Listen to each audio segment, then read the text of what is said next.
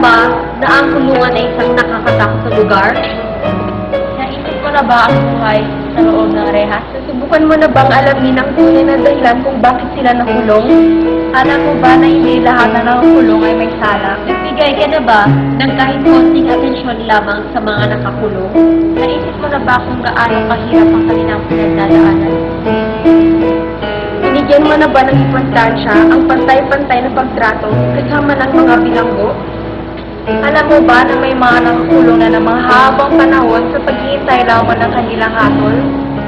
Paano na lang ang kanilang mahal sa buhay sa labas ng rehas? Paano kaya nila nagawang maghintay ng ganoong katagal? Sa kalagayan ng hustisya ngayon, naisipan mo na bang gumawa ng aksyon? Hindi ba't sa kalagayang meron ka ngayon, hindi ka pa kontento? Hindi ba't hinahangad mo pa ang mas malawak na kalayaan?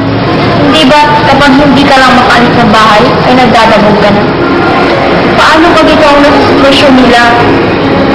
Paano na lang kapag ilang taong kang nakakulong? Maiintindihan mo na ba ang lahat ng ito? Pahahalagahan mo na ba ang hustisya?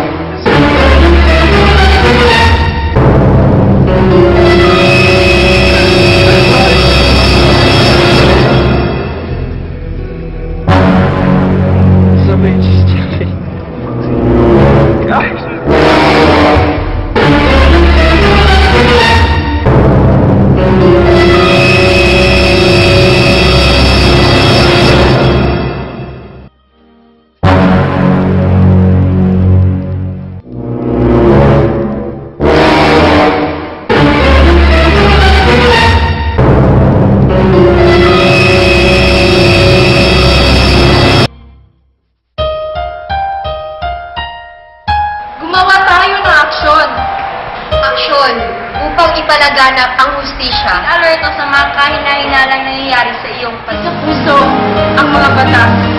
Nagawa mo ang pantay-pantay na pagtrato sa lahat. Huwag maging makakasarili at huwag ang ng lahat. Hindi kontento sa kung anong meron ka ngayon.